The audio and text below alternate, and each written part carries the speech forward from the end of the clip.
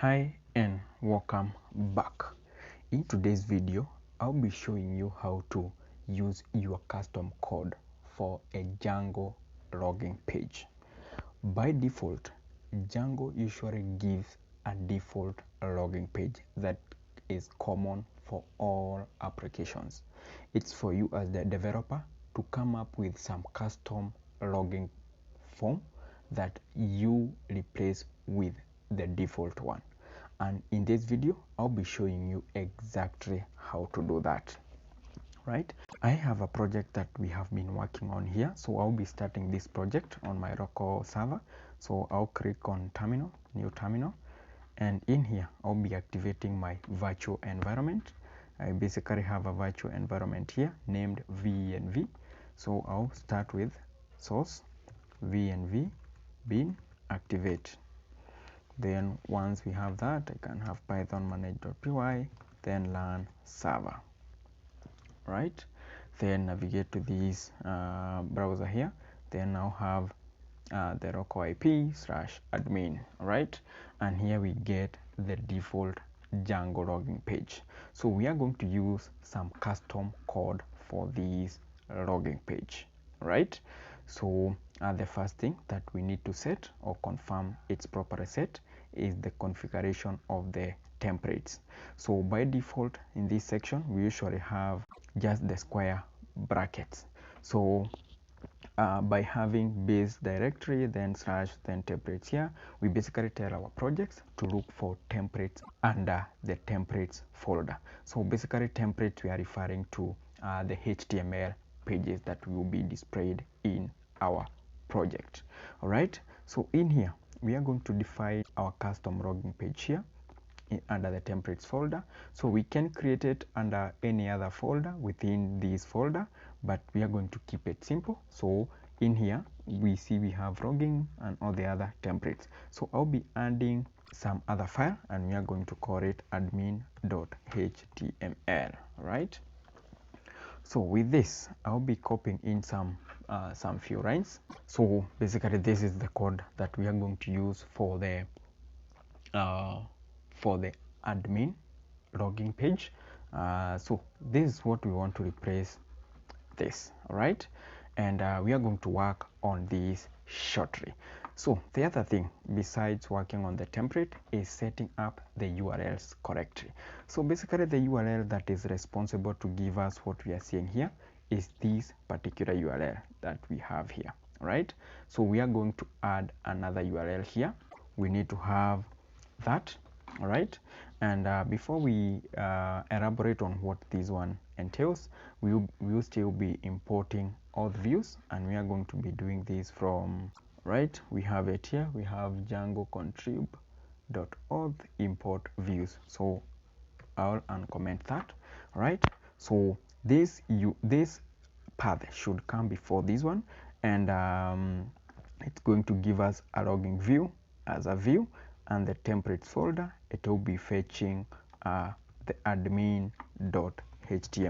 right, so in here, now that we have already set up where we want our template to be stored, that is under templates, so all we need to mention here is the name of that template under templates. All right, but in case we created a new folder under templates and then stored our admin.html in there, we would have mentioned that file here. For instance, maybe we stored it under admin, then created admin.html in there, we would have had it as it is, but as we mentioned, we want to keep it simple.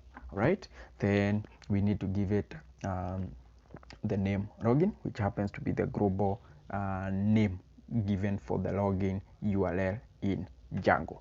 All right, so basically everything else remains as it is, and the reason for having this as well is if you observe the logging page, every time we visit admin, it will add a /login.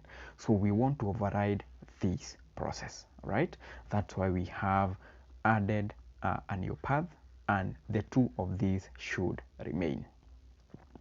All right, so the next thing, once you ensure that these two are there, then we need to at least make this form blend with the current template configuration.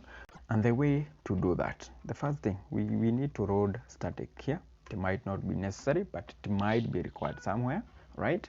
Then once we do that, if you have already covered the template section in Django, you understand the concept of template inheritance. All right, so in here we need to add a block and we'll name it as content.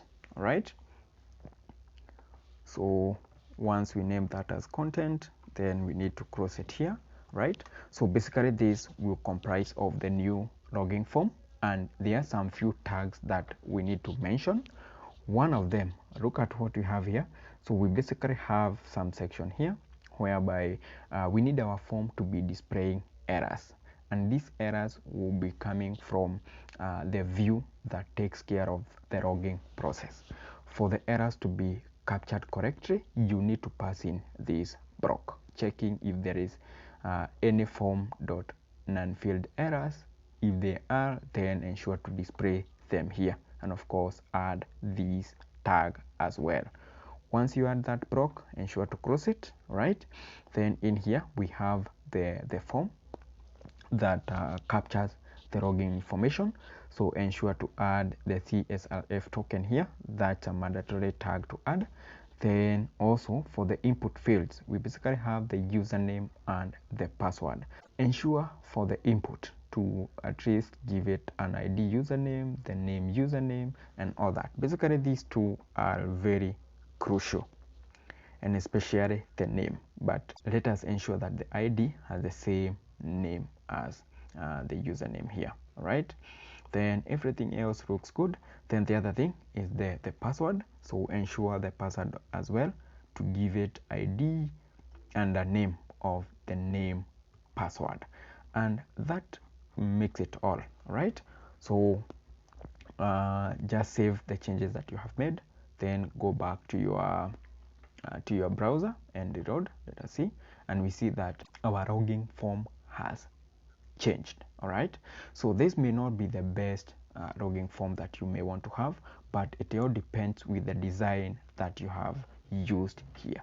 So make it as beautiful as you can to make it look appearing in this page. So in here, let me just add maybe a title, and we have it here. All right, once that is done, we can now try to log into the admin dashboard. And the way to do that, let me use that username, then a simple password there.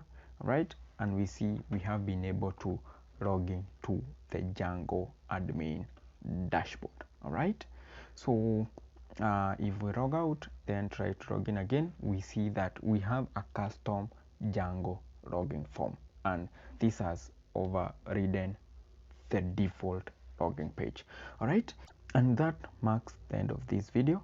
It was supposed to be a short video. That's it, and if you found the video helpful, ensure to give it a thumbs up, drop your thoughts in the comment section, and also subscribe to our YouTube channel. Thank you and goodbye.